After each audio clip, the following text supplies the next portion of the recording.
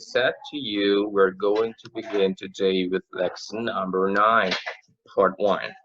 Now, last time we covered the whole thing on lesson number 8, but something I told you is that lesson number 9, or at least this part 1, is going to be, we're going to be speaking about something we have already studied, something we have already spoken about, which is this topic right here, hypothetical past, right? So we have already done this, but so today is going to be more. It's going to be more a review than anything else. So we're going to try to practice and review the conditionals, right? But we are going to emphasize or focus our attention on the conditional type 3, which is the one we use for the hypothetical past, right? So before going on the explanation and the practice on the hypothetical stuff, let's then like cover some vocabulary, and this is what we got, right? So in lesson number 9, we're going to be speaking about history. So here we got some like vocabulary that is pretty much connected or associated with history. So we got here stuff like revolution, turning points, development, spread, advances, movements, invention, foundation, discovery, and progress, right? So let's begin with this first exercise right here. So I'm going to ask 1, 2, 3, 4, 5 different people to read each of these quotations that you can see right here, right? 5 different people. So one person is going to read one quotation, right? So here we have the side or this quotation, so you're going to read it. And also you're going to tell me what are the what do you think are the meaning of these words right here? So, revolution, turning points, so on. All the ones in bold. So let's start. Who wants to read number 1? Who wants to read number 1? Me. All right, go ahead, miss. A lot of revolution has been important. For example, an industrial revolution was a great turning point in history. In history. History. You gotta do this sound, miss. History. Otherwise, you may have the. It's okay. I say this because you may have this, in pronunciation, you may confuse this one, hang on, versus this one. Today, I'm hungry. All right, hang on. All right, there you are. So you can maybe confuse this too, because this one is, the pronunciation of the first one is story, and the pronunciation of the second one is history, right? So take a look at the difference. It's like a little, pretty much different. Story, story, history, story, history, right? Now the difference is that a story is something you can normally say. For example, oh guys, I have to tell you a story, something that happened to me some time ago, right? And then I start with my story, right? So a story is something that you tell to someone, something that happened to you, something that you created, most likely. Like, for example, a book. A story on a book, right? A story on a book is something that you can use with this, right? Because it's something you created or something, maybe something a person went through, right? And the person is telling what happened to other people. Also, you can call story to the story on a movie, right? So you're watching the movie and you like the story of the movie, right? So what they are telling you, like like the events that happened throughout the movie, right? So that can also be called a story. And in the case of history, then we were speaking about something like ancient times, something that is very old, something that is, I mean, that happened so long ago, right? So that's history. You can also call history to the subject in school, for example, or the subject in university. That you can say, oh, I am studying history, or today I have history class, right? You don't want to say story class, but history class, because you're going to learn and study about things that happened long time ago, right? So those are the differences. Story, a normal story that you, something that happened to you, something that you created with your imagination and you tell it to other people. And history is something that happened a long time ago, like something that belongs to who we are, to the story of humanity, right? History. Those are the differences. Now, I think it was, I mean, was that clear? Yes. All Yes, right. teacher. Now, I think it was Yes. Miss, I think, I'm not sure. I think it was Miss Miranda who was speaking. Is that right? Or am I wrong? Who was, I mean, who read this part here? I don't remember. Miranda, Miss Miranda. Miranda. All right, Miranda, for some reason, I don't see her here. Now let's see, Miranda. All right, Miss Miranda. Now, as you can see, Miss Miranda, here we have in the first quotation, en la primera cita, right, in the first quotation, we have two words in both, revolutions and turning points. So what do you think means resolution is? What is the meaning of resolution? I mean, Ajá, revolution. revoluciones. All right, that's No tan guerra, sino sí, como una revolución. what is that? I mean, you tell. I understood, right? I understood, but you didn't give an explanation. All right, when something relevant happened in history, right? When many people just got together and then changed something. All right. Ujú. So Y that's el otro ya revolution. lo había buscado. All right, and what is the turning point? Me salió que era como un punto de reflexión, algo así en la historia. Okay, so can you explain that to me in other words, like, ¿qué entendiste tú por punto de reflexión? O sea, que algo pasó y eso hizo cambiar la historia, hizo reflexión y pensamiento de Well, cómo era algo y luego ya se cambió. okay, so turning point is, I mean, exactly is that moment or that period of time in which something very relevant, something very important happened to change something in history or to change a moment, right? Normally, it tends to be something positive. I mean, a positive change, something great, something good, right? It can be something bad, but we use turning point more, I mean, more for something good. I mean, for a good change, right? That's what we use it for. All right, thank you, Miss Miranda, it was good. Now, I'm going to read the second one because it's very short. I want to read. Okay, you're going to read number 3, mister. Now, the development of internet, the spread of the net has been so fast. I repeat, the development of internet, the spread of the net has been so fast. I mean, so fast. Now, what do you think is development, guys? Development. Como desarrollo. All right, that's the meaning in Spanish.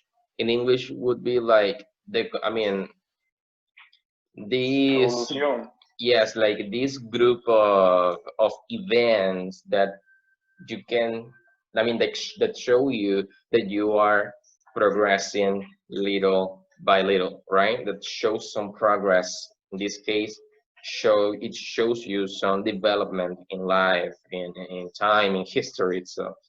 Now, the meaning of the word spread. What is that? What is a spread? Propagar, right? It means like to extend. When something spreads, it means like something has gone I mean, has gone to many different places, right? Just to give you an example of what is happening right now, like a current example, we have the COVID-19, right? That remember that it was generated or it was born in China, but then it started to spread all over the world. Now, in all parts of the world, we can see COVID-19, right? So that's the idea, like extenderse, expandirse, right? That's what spread is. So the spread of the net has been so fast. Good people. Now, Anthony, you can go ahead and read quotation number 3. Okay. For me, the greatest advances in the history have been about the social justice. There have been some really important movements, such as the civil rights movements. These have made the world a better place. Right, great, mister. Good. Now we got 2 words, Mr. Anthony. We got advances and we got movements. So what do you think advances stands for? What does it mean? Advances. Yeah, advances. When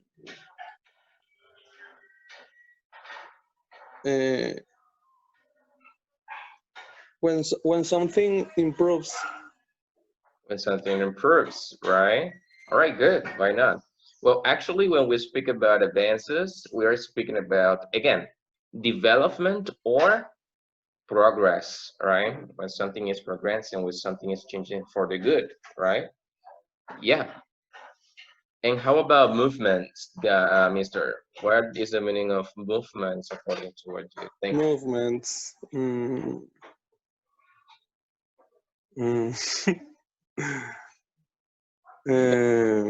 You can tell me in Spanish if you have idea in Spanish.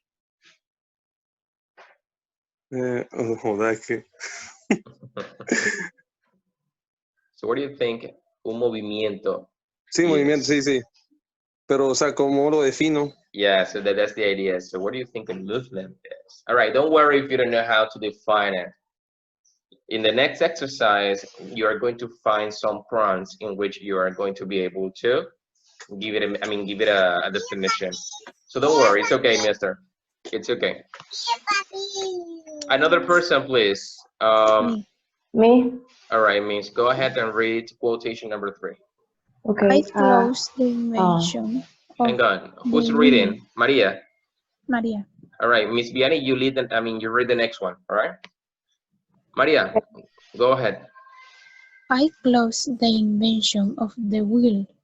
It's the foundation of most transportation and machines. Machines. All right, listen again, Miss. I choose the invention of the wheel. It's the foundation. Take a look. We have here the combination of 2 letters, O and U, and it normally sounds ow, right? So foundation. Good. Okay. So, Miss, what do you think the meaning of invention is? How can you explain it to me in English? Try. Invention is something that you do, that you is new in at the time. Okay, good. Something you make, something you create, right? Good. And how about foundation? What's that? Foundation, well, is something like you can inauguration. Inauguration. I wouldn't say so. I wouldn't say so. Like an inauguration or an opening might be something similar to foundation. Foundation is something that you can looking for help. All right, something you can look for help. Not exactly that, because there might be so many types of foundation, but yes, why not, right? All right, anyways, we're going to find like the meanings down below. Now, Miss Vianis, thank you, Miss. Miss Bianis, please read the last one. Okay. Maybe the discovery of fire.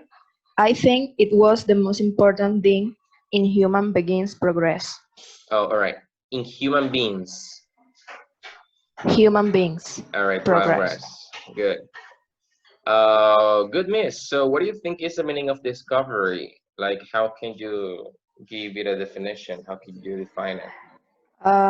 Discovery is like the process of discovering something. Of finding something. Yeah. Yeah. Yeah, you're right. And how about this word? Now, before you give me the definition, be careful with the pronunciation, right? Because you can say progress and progress. Now, progress is the noun, so progreso, and progress is the verb, right? So you got two different things here. So in this case would be progress and not progress, all right? Okay. So miss, go ahead. What do you think is what progress is? Like move forward in space or time. Move forward in time. Yes, actually. Now I would say that is something similar to an advance, right? Yes. Or a development. Yes, it's like moving forward in time and finding new, and finding new things, right? Like discovering new things. Good, miss. That was good. Now, let's continue on this exercise. As you can see right here, we got some definitions, and what you have to do is try to put these words in each of the blanks that you can see right here. As you can see, most of these words are synonyms, like they refer to something similar. So let's do it. All right, hang on here. So this is it. Number one, we have take a look, a moment of great change. So we can say that the first one is revolution. What else do you think it can go here? It can go here. Number one, a moment of great change.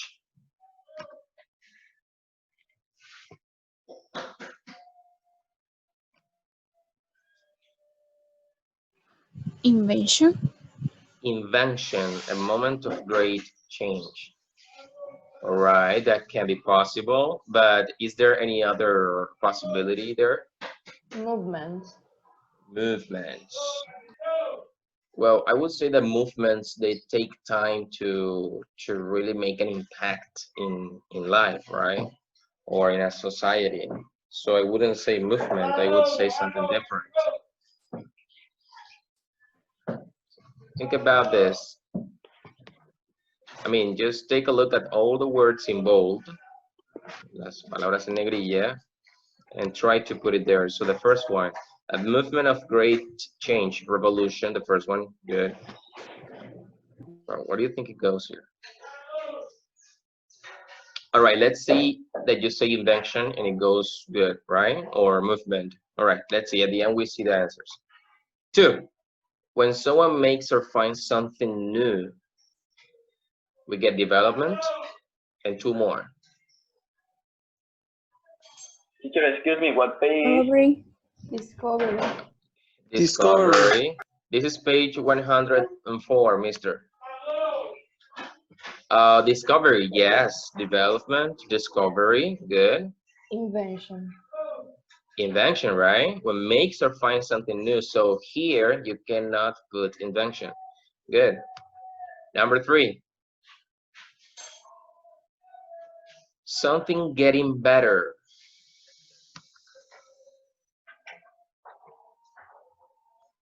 Progress. Progress, right? Well, in this case, progress. Good. 4. A group of people work to achieve an aim. Example, human rights. Movement. A movement, a group, no, a movement, a group of people, like they aim one thing, right? Normalmente los movimientos siempre buscan algo, right? En este caso, como en el ejemplo, los derechos humanos, right? Perdón, sí, bueno, aquí los derechos humanos, acá está diciendo los derechos civiles. Good, which is basically the same, right? 5. The basic idea behind something. The basic idea behind something.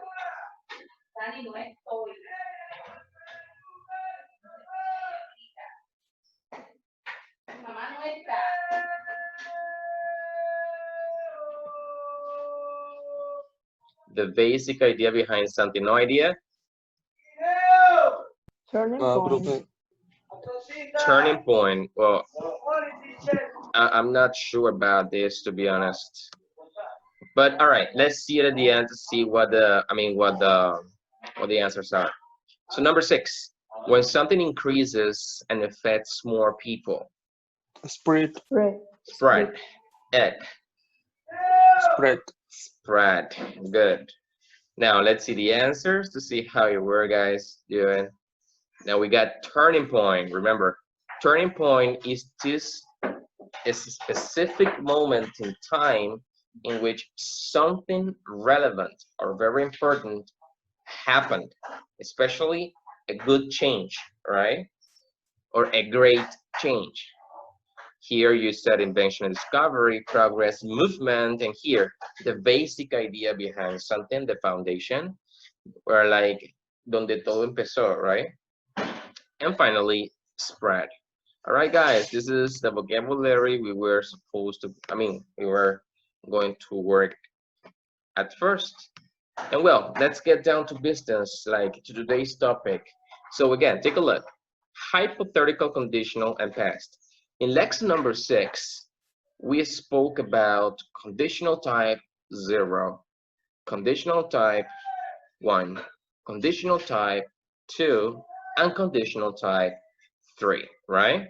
We went through all conditionals and we did a lot of exercises that helped you work and understand and study more the conditionals. So today we're going to review one more time now, like a quick review on conditionals type 0, 1, and 2, and we are going to emphasize our attention on conditional type 3. That is the one we use for hypothetical past. All right, so guys, let me know if you can see the slide presentation. Can you see the PowerPoint presentation, guys? Yes. Yes. Only the word conditional. Great, that's good. All right, for this part, let's see if you remember. Let's make a review. Now, how many conditionals are there, guys? I'm going to ask you some questions and you are going to answer those questions, all right? So, how many types of conditionals are there? 4. 4 that we 5. have learned, but we have 5, right? Good. Now, what are those 4 that we have learned so far?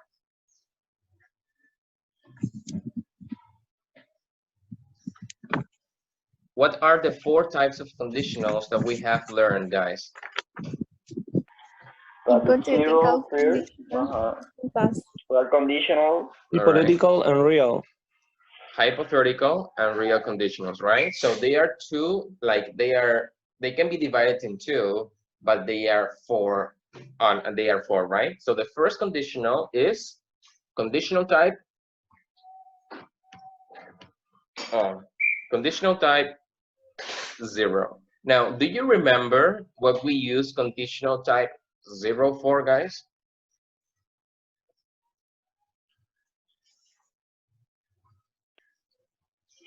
The structure. To speak, no. What do we use it for? Like, what is the intention of the conditional type 0? You remember what we use it for? Is when the situation is always is true. General. Good. When something is always true. For general truths, right? Good. Very good. Conditional type 1, conditional type 2, conditional type 3, and the mixed conditional that we didn't speak about, right? So here, 1, we use it for reality, and the second one, or the second part, like the first half, reality, and the second half, imagination.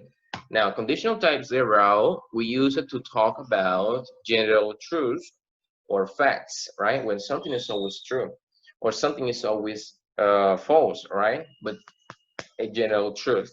So, what is the structure of this conditional type 0, guys?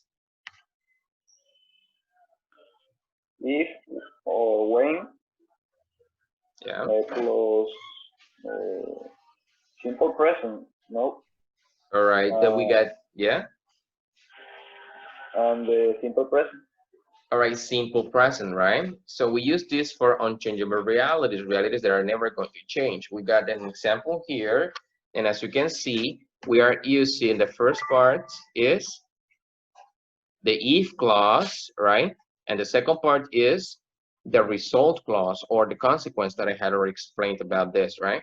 Now, the structure is if the present simple in the if condition, and the present simple one more time in the result clause, right? Good. How about type 1? What do we use type 1 for?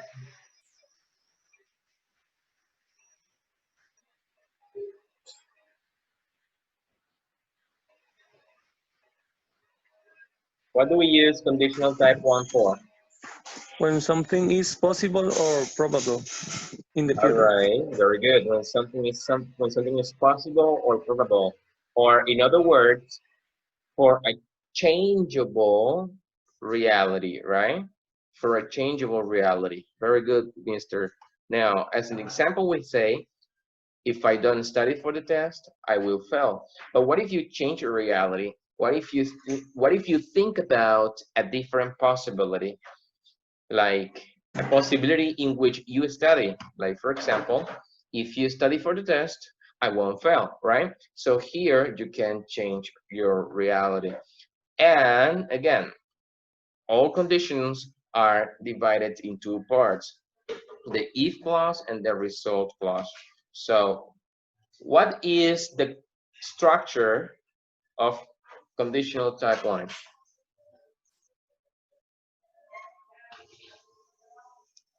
What is If, when, simple present, and will, could, need, verb.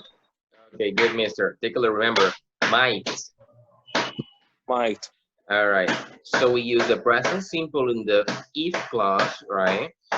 And then we normally use the future for the result clause, but we can also use could, might, and may, that they show you possibility, right? So we can also use them like, right here. Good. And these were the two conditionals that we use for talking about real situations. Now, we got here conditional type 2. We are going to begin to speak about imagination, right?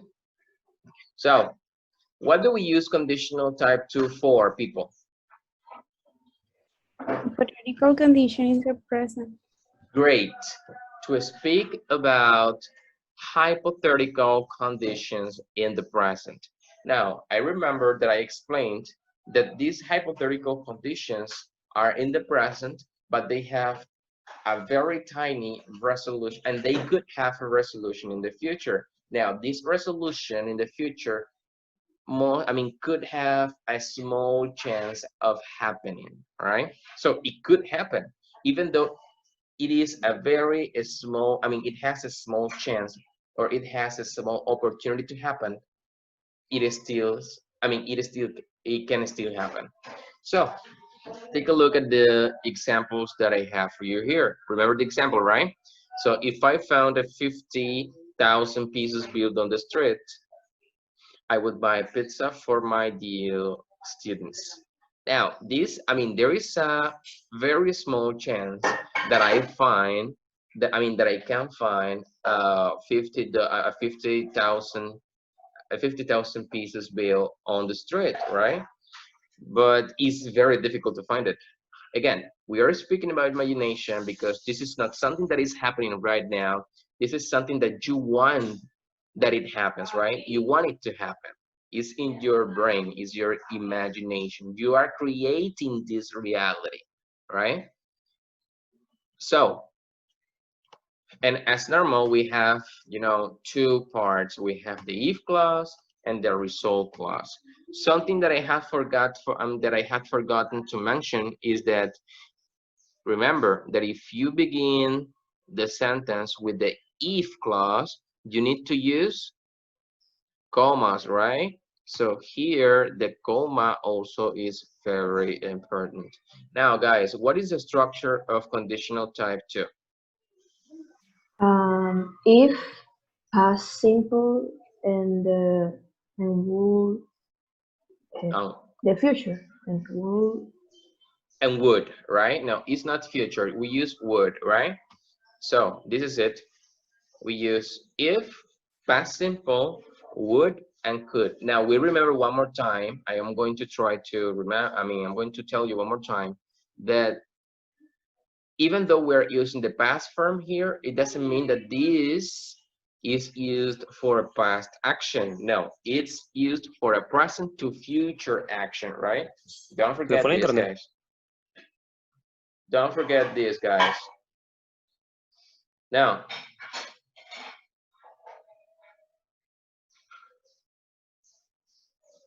so guys, don't forget this, please. All right?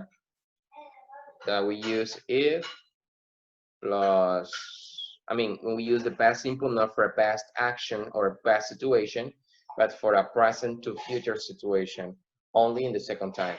Now, conditional type 3. What do we use conditional type 3 for?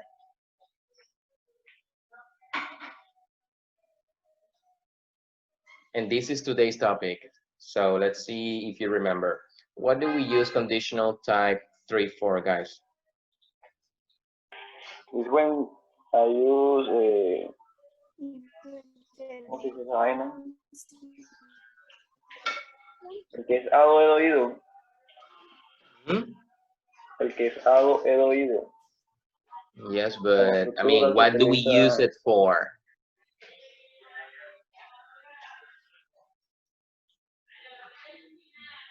Like in which situation we use it? Now remember that we are, is it still the same as the second one? Hypothetical situation. All right, great. It's the same than the type 2, but the only thing that changes is that the hypothetical situations are not in the present or the future. They are in the past, right? So that's conditional type 3. We use it to talk about hypothetical situations in the past. Or, in other words, we can call those hypothetical situations in the past, we can call them regrets. Now, recuerden que un regret es un lamento, un arrepentimiento, right? So, for example, if I had studied harder, I would have passed the semester. So this is something that already happened. And what happened? Did the person pass the semester or not?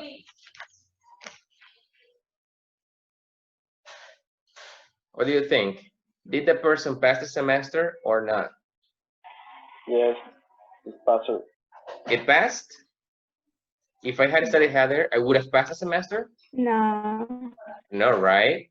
Si hubiera estudiado, hubiera pasado. Por lo tanto, no pasó. All right? So the example is, if I had studied harder, I would have passed the semester. Here, the person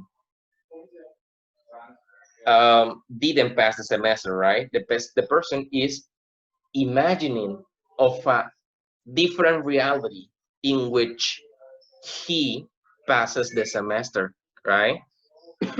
So it's me thinking like, right now I failed the semester. There's nothing I can do, right? This is a situation in the past that I cannot change. And now I start thinking about the moments, or how would it be if I had won the semester, if I had passed the semester, I would have been very happy. It would have been perfect. But since I didn't study, it wasn't any perfect. So, in other words, this is becoming a regret. So, me estoy lamentando acerca de acerca de una acción que ya sucedió, ya pasó, y no hay manera de que yo pueda cambiarla. Lo único que me queda es imaginar acerca de una realidad en el cual yo sí pude haberlo hecho, right? O pude haberlo conseguido, que es lo que tenemos aquí en el condicional tipo 3, right? And it's the one we're going to be working today. So guys, again, we have the if clause and the result clause. In the if clause, we use, all right, the if clause and the result clause. Now, what is the structure, guys, of conditional type 3? What do you think is the structure? If, had, past participle, would, have, past participle. Okay, so we use if plus past perfect. Now we remember that past perfect is had, right? Had in combination with the verb in the past participle form. So that's the past perfect. And in the result clause, this is the if clause, in the result clause, we use would or could in combination with have. Remember that you can never use something like would, has. In case you want to know, teacher, because this is third person, you're speaking about she or about he, right? No. You always say would have. You always say could have, right? For all people, I, you, he, she, it, no matter if it's third person, you must say could have or would have plus the past participle of the verb. Don't forget that, guys, please. So this is the conditional type 3. So we are going to practice like with it a little bit. I think it's in black now. Can you see the slide presentation, guys? Or you just see the black screen? Yes, we can see. We can see. All right, you see like a kind of clock here? Yes. All right, I have to make sure because sometimes I don't know whether you can see it or, if you can see it or not. All right, so conditional type 3. Conditional type 3. So we already know that we use this when we want to go back in time, right? When we want to speak about those actions that already passed in the past and you would like them to be different, but there's no way to change it. And as they cannot be changed, the only way to do this is using your imagination or creating a hypothetical reality, all right? So this is it. Take a look at the question we have here. What would you have done differently? That's the question. ¿Qué habrías hecho diferente o de otra forma? So imagine a situation that you did once in the past and you would like that situation to be different.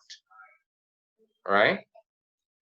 And then think of a possible resolution of it. That's what we are going to do. But before going on that, again, we are going to make a quick review one more time on conditional type 1 and 2. So take a look at the differences. In the first one, it says we use the present and the future. So if it is sunny, I will go to the beach. I already explained this, and also we can, here we can use could, may, or might, right? For the conditional type 2, take a look. If it were sunny, I would go to the beach. Again, take a look at what we're using here. Past simple. Algo que les olvidé mencionar o recordarles en la diapositiva pasada es que cuando usamos el verbo to be para el condicional tipo 2, no importa cuál sea la persona, si es primera, segunda o tercera, siempre va a ir conjugado de esta manera. Where. Right? Ahora, ¿pueden usar was? Sí, sí se puede, pero digamos que no sería gramaticalmente correcto. Eso sería como una manera más informal de decirlo. Es posible, pero no está gramaticalmente bien. All right? Sería, you can say, if it was sunny, I would go to the beach. It would be good. But it would be even better using the were version. If it were sunny, I would go to the beach. So, si hace sol o si está soleado, iré a la playa. Versus, si estuviera soleado, iría a la playa. ¿Alcanzan a sentir o ver la diferencia entre ambas? Guys? Can you see a difference between both? Sí, un poco. All right. En la primera hablamos acerca de una posibilidad, ¿cierto? De que si hace sol, pues iré a la playa, right?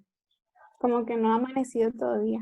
Exacto, pero aquí puede que sí. Hay un 50% Ajá. de que sea así, de que sí se puede hacer. Hay mucha posibilidad de que sí suceda. Pero cuando yo digo aquí, si hiciera sol o si estuviera soleado, yo iría a la playa. ¿Eso qué quiere decir? ¿Está soleado? No, No. totalmente no está No, ¿cierto? soleado. Probablemente sea un día bastante nublado, pero que existe la posibilidad que durante el transcurso del día, el día se arregle y se coloque soleado. Es decir, si estuviera soleado, yo iría a la playa. So that's the difference, right? That's the difference. Now, in the case of the conditional type 3, now remember that we use this, this structure, past perfect plus would have. And take a look at how we can do it. If it had been sunny yesterday, I would have gone to the beach.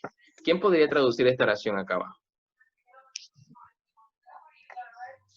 Si hubiera estado hecho soleado sol ayer. ayer, ¿Sí? yo podría haber ido a la playa. Ok, recuerden chicos que would no significa poder.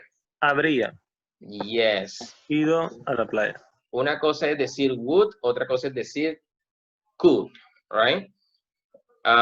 Ustedes suelen tener esta pequeña equivocación de que equivocan would con could. Son dos cosas diferentes, uno es un auxiliar, el otro es un verbo modal. Son muy parecidos, sí, pero diferentes al mismo tiempo, right? So don't forget this and don't confuse them. Recuerden que would no significa nada. ¿Qué significa realmente? Simplemente Nada. la terminación R y A de los verbos que le siguen. El verbo aquí principal es haber. Y si le coloco would sería Habría. habría, right? Esa es la única función de would como tal, all right? Y normalmente lo usamos para los condicionales. So don't forget this. Good. So, in the case of the conditional, remember that we use the past perfect. And for the past perfect, we can use contractions, right? In the negative form. So you could say, I had been, I had come, I had found, or she had done, we had done. You can also use a normal contraction, right? What is the contraction with had? It would be like this. Let me write it for you guys. The contraction would be? Hang on. Let me just change this. Right? I'd. El de you. Pero eso no se confundiría con I would.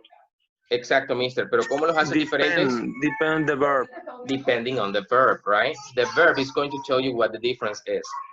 ¿Cuál es la diferencia entre would y had? El verbo está en infinitivo. Después, con would. Exacto, después de would el verbo va a ir en infinitivo, pero después de had el verbo viene en participio pasado. Si tú tienes eso en cuenta, pues no te vas a confundir como tal.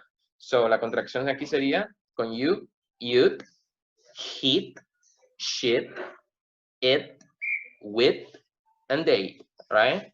Now, the contraction of the negative form would be hadn't. You already know this, right? Hadn't. The same thing happens with would. Now, would, the contraction, one more time, would be like this, right?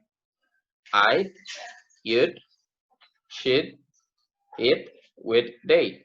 But the difference between them, don't get confused, because after, en el caso de condicional tipo 3, right? after this contraction, you're going to have, right? So it's always going to be accompanied by have, and then the past participle form of the verb. In the case of the negative, the contraction is wouldn't, right? Wouldn't. In the case of pronunciation, let me just write it for you here, right? In the case of pronunciation, when you're speaking, guys, you can make this contraction.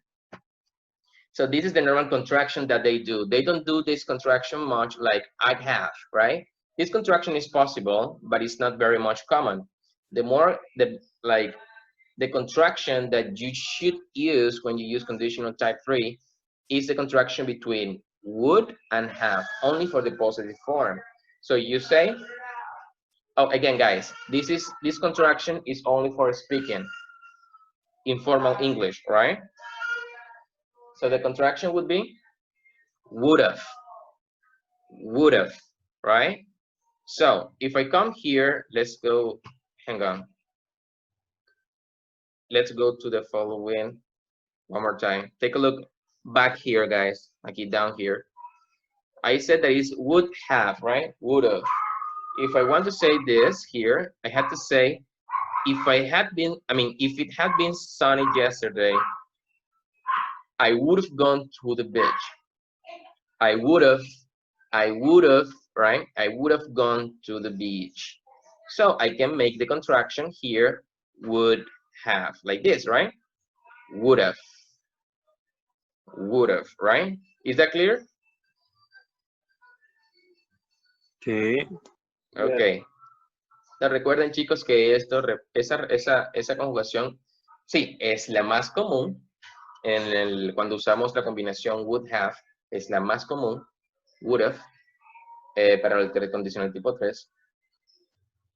Pero normalmente esa conjugación no es escrita, esa conjugación es a la hora de hablar, all right? Se las escribí porque así es como ustedes lo pueden escribir de pronto cuando sus amigos, en WhatsApp, en Facebook, pero no en una carta o en un ensayo, en un papel, digamos que en un documento no en la formal. plataforma.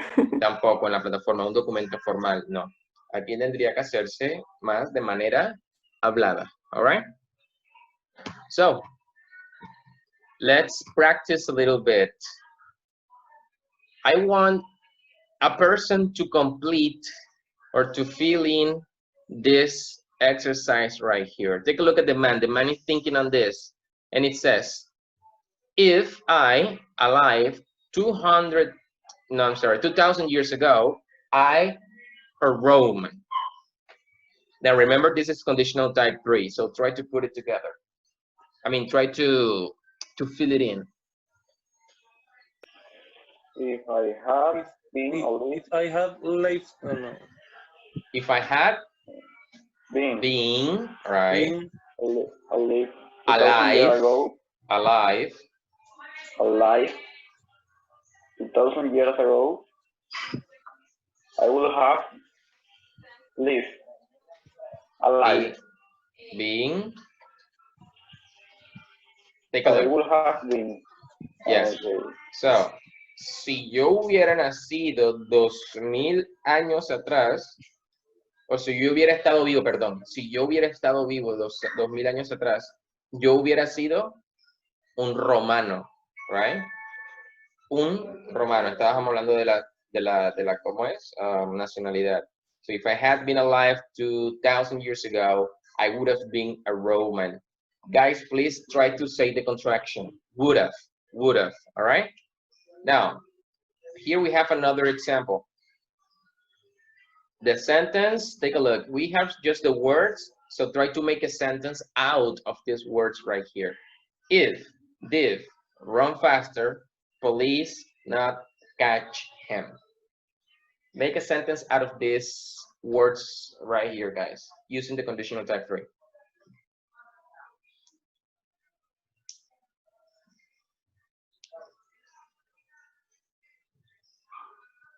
if the thief had run faster, Okay. the police Yeah. would Wouldn't have. Yeah. Wouldn't have catch him. ¿Cuál es el participio pasado del verbo catch? Caught. Caught. Caught. Bueno, caught. Or caught him. Very good, Caught mister. him. Now, la próxima, Okay. más rápido. All right. Okay. If the thief had run faster, the police wouldn't have gotten. All right, good. Read it again here. If the thief had run faster, the police wouldn't have gotten. Good, good. Now, al principio va a ser un poco difícil porque no estamos acostumbrados en inglés, pero vamos a tratar de hacerlo un poco más rápido, right? So let's practice one more time. Take a look here. The man says, "Look out, we are going to hit an iceberg." Like in the Titanic, right? So, if Titanic means iceberg, it not sink. So go ahead and make a sentence out of these words right here.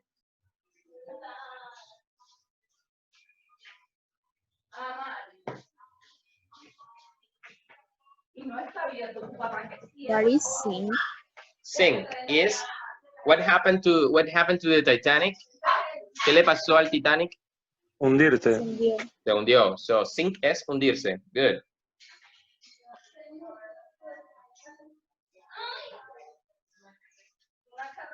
Right. Give me the sentence in 3, 2, 1. Sentence. Go. If the Titanic Yeah. had missed the iceberg, it wouldn't have sunk. Excellent, Mr. Anthony. If the Titanic had missed the iceberg, it wouldn't have sunk. Very good. Very good. Now, let's practice. This was just a warm-up. Este solamente fue el calentamiento. Ahora sí vamos a practicar como tal. All right? So, take a look. Sentence transformation. Make sentences for the pictures in the third conditional. So, picture number 1 is similar. It's not the same, but it's not the same. Here we have the normal sentence, and you have to transform it into conditional type 3. All right? So again, look out. We're going to hit the iceberg. The Titanic hit an iceberg and sank. Go ahead. Transform it. El Titanic golpeó un iceberg y se hundió. So, ¿cómo sería esto en condicional tipo 3? Transfórmenlo. Transform it. Turn it into conditional type 3. Y por favor, sé que es difícil al principio, pero traten de hacerlo lo más rápido que puedan. Traten de forzar su cerebro a que lo haga en inglés. All right? So the Titanic hit an iceberg and sank. How would be the third conditional version? If the Titanic had hit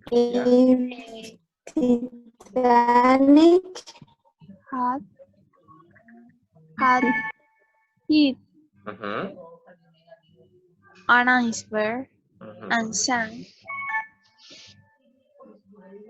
it would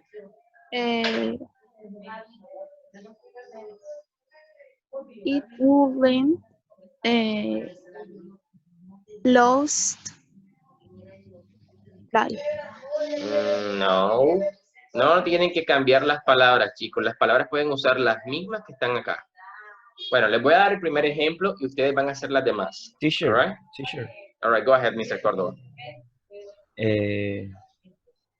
If the Titanic didn't hit an iceberg, I wouldn't sink. Ok, ese es condicional tipo 2, mister. Y esto es un ejercicio de condicional tipo 3. No tienes que usar pasado simple, sino pasado perfecto. So, Okay. recuerden esto. Take a look at here. Esta estructura que tenemos aquí. If plus past perfect plus would have plus past participle, like in this example. If the Titanic had missed the iceberg, it would have sunk. Así es como tienen que ser las oraciones, right? So, les voy a dar la primera yo Y te repito, no tienen que cambiar las letras ni las palabras, las mismas, right? So, if the Titanic, aquí dice, si el Titanic, perdón, el Titanic golpeó el iceberg y se hundió. So, ¿cómo sería? Si el Titanic no hubiera golpeado el iceberg, No se hubiese hundido. no se hubiese hundido, right? So, if the Titanic hadn't hit an iceberg, it wouldn't have sunk, right? If the Titanic hadn't hit an iceberg, it wouldn't have sunk. La idea es, de esta misma oración, transformar con las mismas palabras y usar el condicional tipo 3. All right? Now, this was the first example, so let's go over the second one. Take a look at this man. He went to the beach and he got sunburned. Take a look. He went to the beach and got sunburned. Oh, wait. All right. He stayed in the sun too long yesterday and got sunburned. How can you transform it?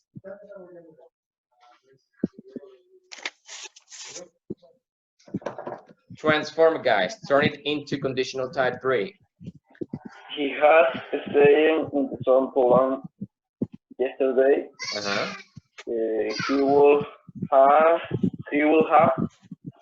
sunburn. All right. Ahora, escucha lo que dijiste. Dijiste, si él se hubiera quedado mucho tiempo ayer en el sol, él se hubiera quemado. ¿Sería cómo sería entonces? Lo dijiste bien, pero le hace falta algo, porque aquí el muchacho se quemó, right? Recuerden que el condicional tipo 3 lo usamos para hablar acerca de situaciones en el pasado, right? Que no pueden cambiarse y que simplemente imaginamos de manera diferente. Regrets. Wouldn't have. So, aquí, si él no se hubiera quedado en el sol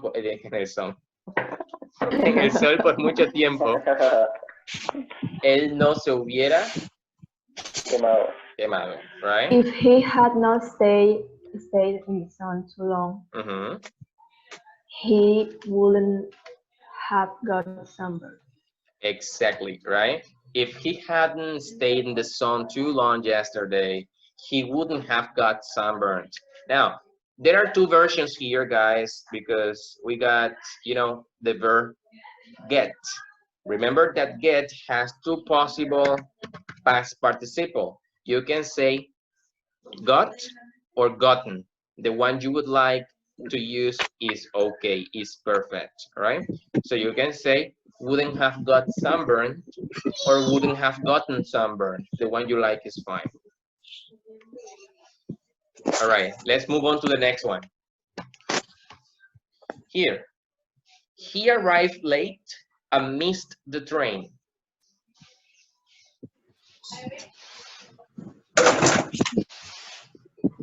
If he had not arrived late, he wouldn't have missed the train. Exactly. If he hadn't arrived late, he wouldn't have missed the train, right? Si él no hubiera llegado tarde, él no habría perdido el tren. Good, Miss Vianis. That was good. Take a look at this picture here. She forgot her umbrella and got wet.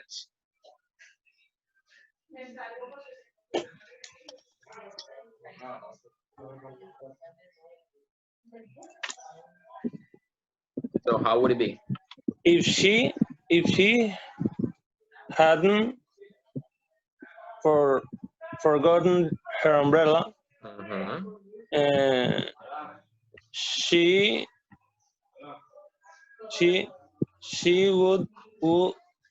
would have got wet. Okay. Traten de escucharse ustedes mismos lo que ustedes dicen, right? Mister, en principio estuvo perfecto. Si ella no hubiera olvidado su paraguas, pero luego dijiste ella se habría mojado. Si tú usas tu palabra, tu paraguas, ¿te puedes mojar? No. All right, so entonces trata de hacerle sentido a lo que estás diciendo. If she had, I'm sorry, if she hadn't forgotten her umbrella, then continue. She would have got Venga, wet. ella no se habría, por lo tanto tendría que ser Okay. negativo.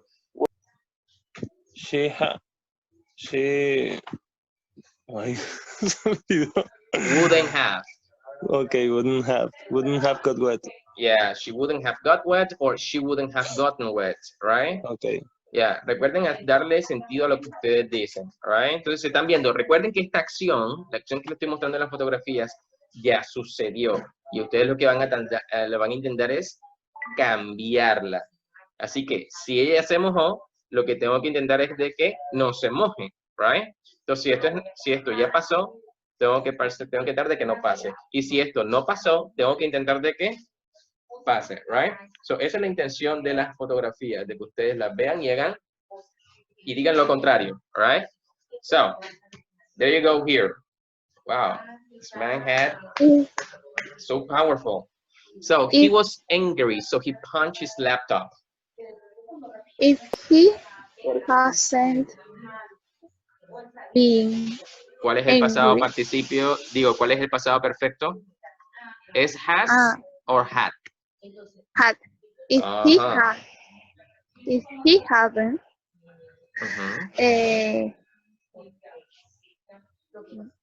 been angry, Yeah. he wouldn't have punched his laptop. Punched.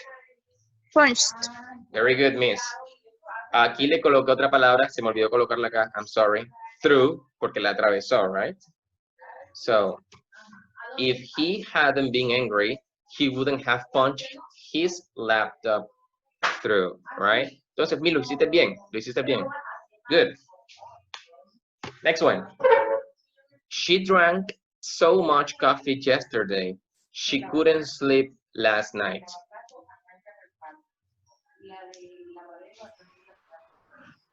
If she drank so much coffee yesterday, she wouldn't have slept last night. Say it again. Ella ya tomó mucho café, así que tú tienes que decir lo contrario, right? If she had not drank so much coffee yesterday. If she hadn't drunk. Be careful with... Drunk. All right. Continue. She wouldn't have slept last night. Ella no pudo dormir ya. Así que tú tienes que intentar decir de que ella pudiera haber dormido. She would have slept last night, right? Aquí en este caso estamos usando could, así que yo puedo usar también la combinación, recuerden, la primera diapositiva. No solamente tenemos la combinación could have, sino también, would have, sino también would have, right? Would have. Ustedes pueden decir, if she hadn't drunk so much coffee last night, she could have slept, right? She could have slept. O yo uso una versión en caso tal de que ustedes quieran usar would. If she hadn't drunk so much coffee yesterday, she would have been able to sleep last night. ¿Recuerda lo que significa be able to?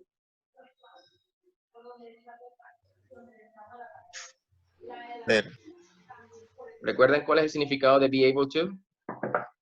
Ser capaz de.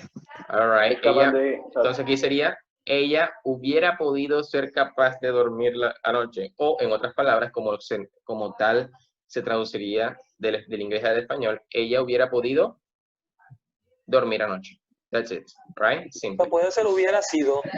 O hubiera sido capaz de dormir anoche, también, right? Posibles traducciones. Good. How about this one? She got a virus on her laptop because she didn't install the antivirus. Now, this is a little difficult. Let's see how you do it. If she hadn't got a virus on her laptop, he She wouldn't have installed an antivirus. Virus. Good.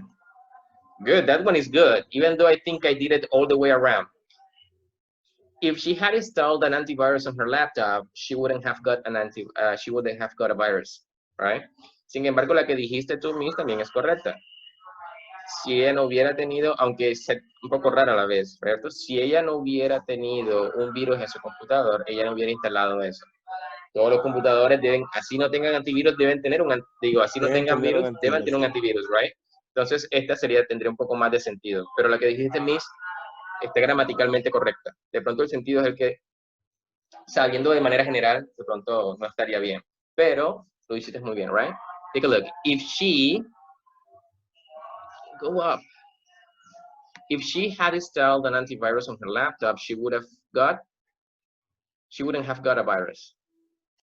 ¿Cómo? So take a look. Take a look at the man, right? So it says, he drank so much last night, he had a hangover when he woke up. So transform it, please. Recuerden que él ya. Recuerden if que he hadn't drunk, if he hadn't drunk so much last night, yeah. he wouldn't had a hangover when he woken up. No, when he woke up, right? Él no habría tenido guayabo cuando se despertó. So, Resaca, no es así. Entonces, mister, no hay necesidad de que aquí vuelvas y uses el pasado participio.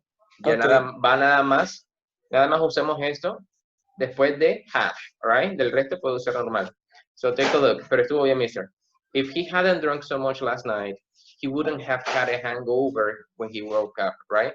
Now, take a look at here. Recuerden que tenemos aquí dos have.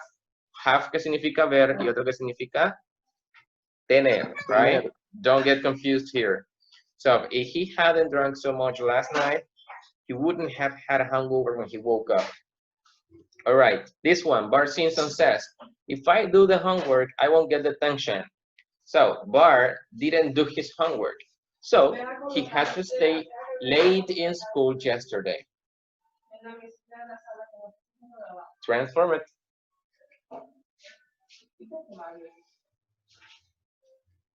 Transform it.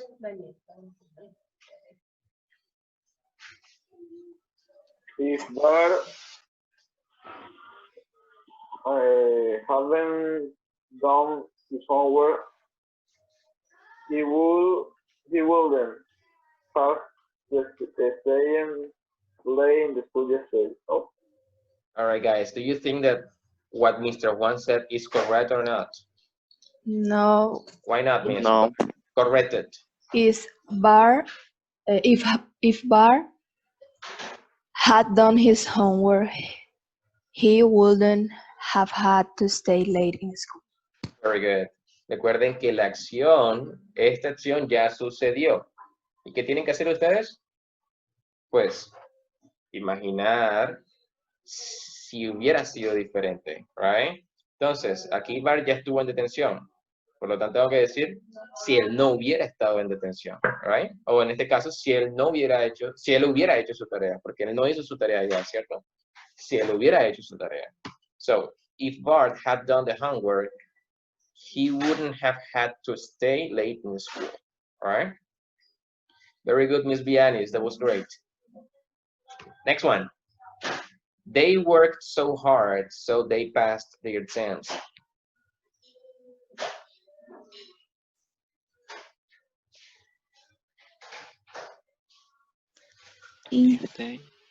Yes?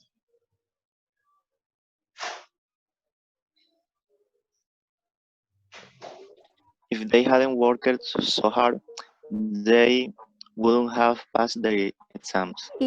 Very good. Very good. That was excellent. If they hadn't worked so hard, they wouldn't have passed their exams. Great, mister. That was great. Next one. He bought a lottery ticket and won.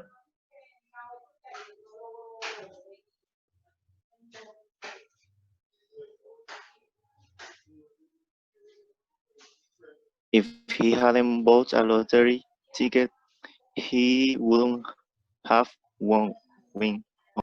Won. Excellent, mister. One more time. If he hadn't bought a lottery ticket, he wouldn't have won.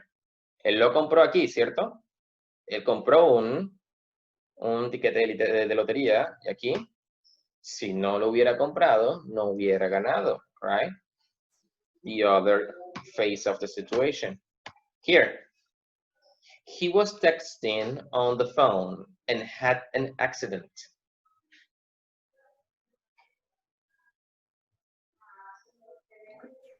If he had not been texting on the phone, he wouldn't have had an accident. Very good, Miss Vianes. If he hadn't been texting on the phone, he wouldn't have had an accident. All right? Chicos, nosotros no hemos visto este tiempo pasado perfecto continuo, pero tampoco es muy difícil de usar. Normalmente el pasado perfecto continuo no se usa a menudo solamente, bueno, yo lo he visto nada más usarse en este tipo de oraciones, right? En el pasado, como en condicional tipo 3 se usa cuando queremos decir algo como esto, right? So, ya saben cómo usarse, que sería el auxiliar had más been más el verbo en ing. There you go. Take a look at the girl. She's sleeping. So she was working so hard that she fell asleep. Go ahead and transform it, guys. Yes, miss. If she hadn't been working so hard, she wouldn't have fall asleep. ¿Cuál es el participio pasado del verbo fall?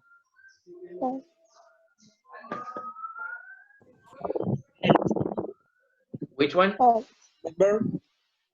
Fall. What is the past participle of the verb fall? Falling. Don't invent. Fallen. I can't invent. If she hadn't been working so hard, she wouldn't have fallen asleep. Don't invent the verbs, right? Bueno, Miss, estuvo bien hasta el verbo fallen. All right, let's continue. Okay. The man, he was lifting the box when he hurt his back. Transform it, please.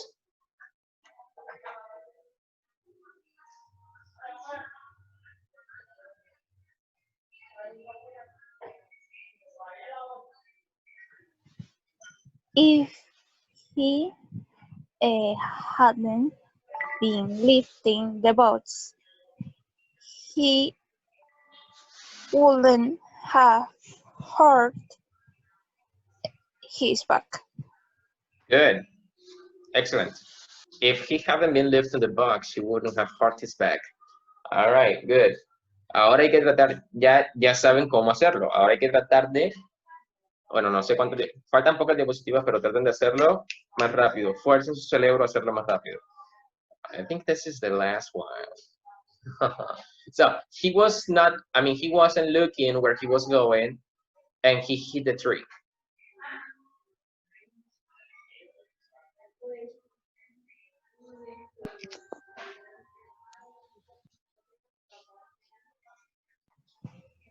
If he had been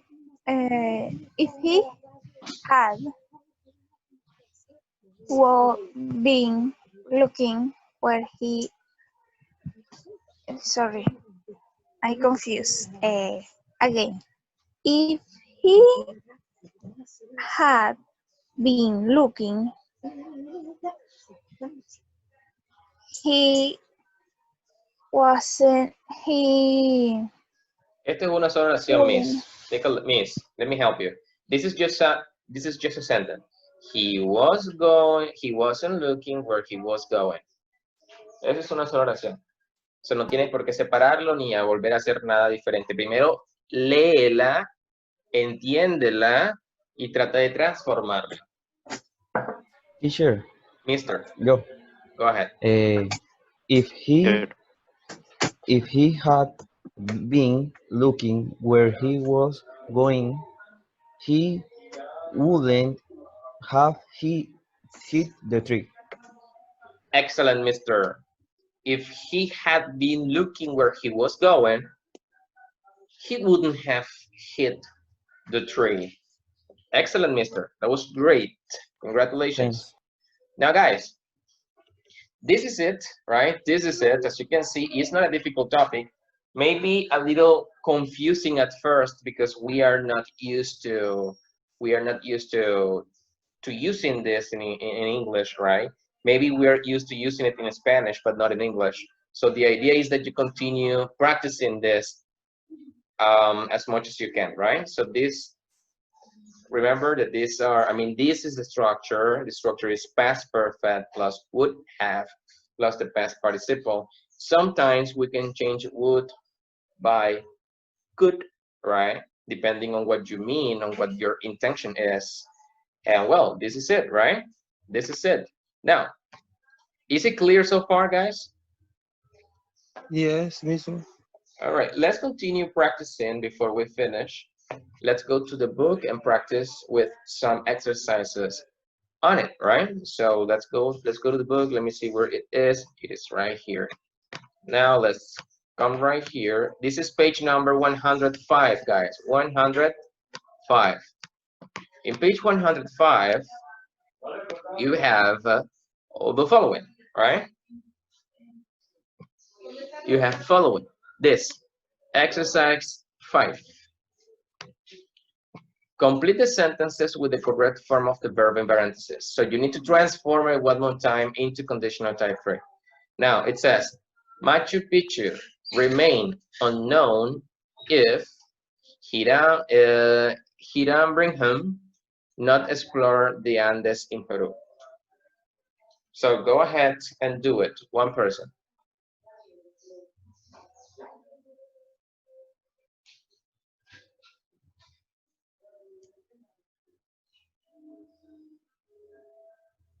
One person, please, for the first one. If Machu Picchu, unknown if Hiram Brigham or Hiram Brigham, the Andes in Peru.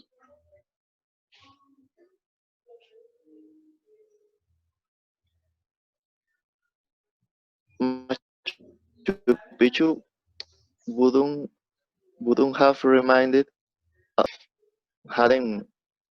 hadn't explored the Andes in Peru. Okay, no, lo hiciste al revés, mister. ¿Recuerda cuál es? Lee primero la situación, right? Lee primero la situación y sigue el patrón que ya les he enseñado y que tienen aquí también en el libro, right? If, sujeto, Teacher, pero ella está if. This one. Ah, it's already if. All right. So you said Machu Picchu would have, right? You said. Yes. Can you repeat it again, please, for me? Maybe I just got mistake. I just got confused. Machu Picchu wouldn't have remained unknown if Hiram Bingham hadn't explored the Andes in Peru.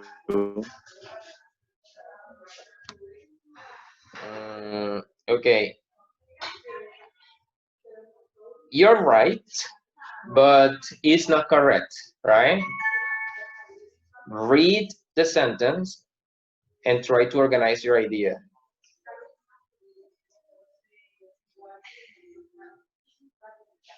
Another person that can do this, if Mister can do it.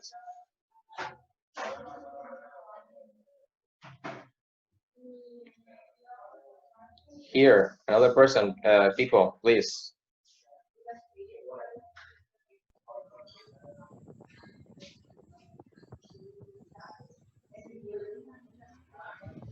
Machu Picchu.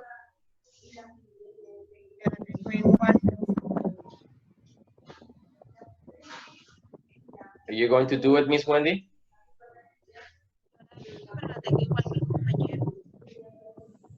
We cannot, well, I don't know if your classmates can hear you, but I cannot hear you, Miss.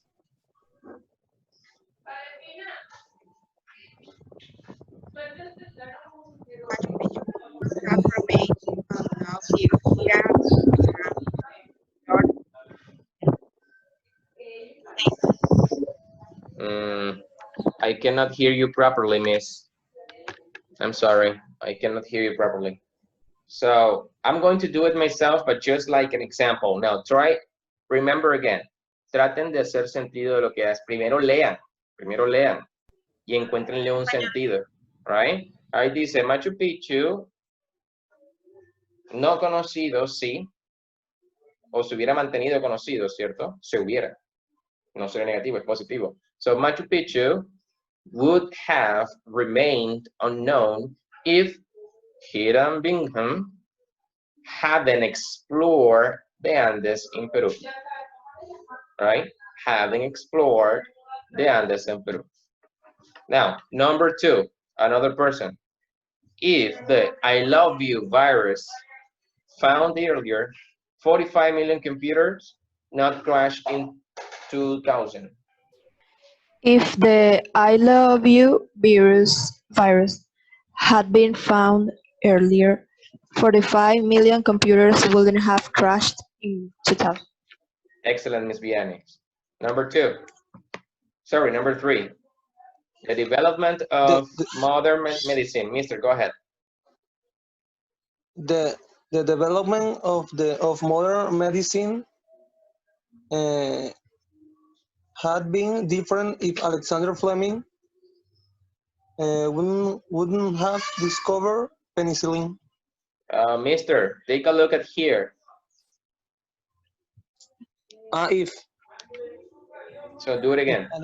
If Alexander Fleming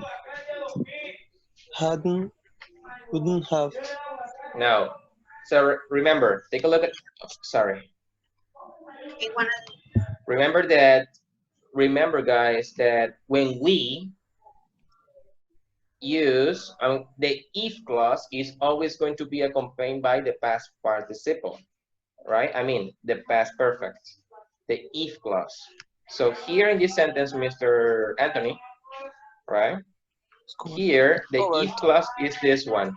So it means that the first part is the result clause. And the result clause we use would have, right? Would have. So here is all the way around. So try to do it again. The development of the modern medicine, what? Wouldn't have been. Would have been. All right. Would have been different. Would have been different if Alexander Fleming hadn't discovered penicillin. Exactly, right? Ahora sí tiene sentido la oración. Okay. So, trate primero de darle sentido a una oración. 4. If John Lennon, continue guys.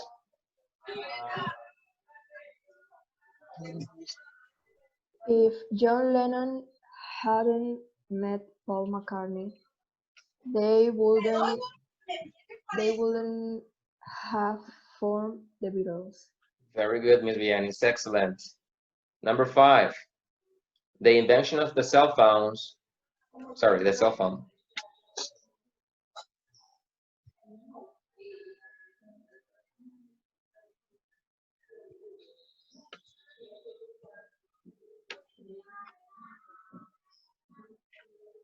The invention of the cell phone wouldn't have been possible if Alexander Graham Bell hadn't invented the telephone.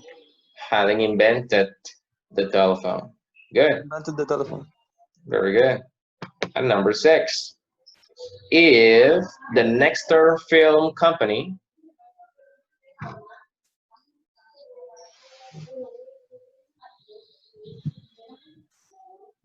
If the Nexstar Film Company hadn't opened a film studio there in 1911, Hollywood would have remained a quiet town.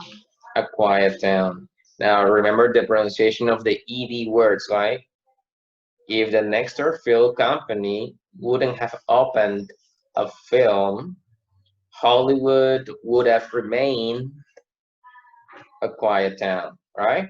Hey guys, really good, really good. Now let's see the answers. I think the answers are this. Yeah, these are the answers. So take a look. The first one would have remained and have explored, had been found. I mean, very much good as you did it, right? Great, guys. That was very good. So guys, is this topic clear? I know that we need more practice.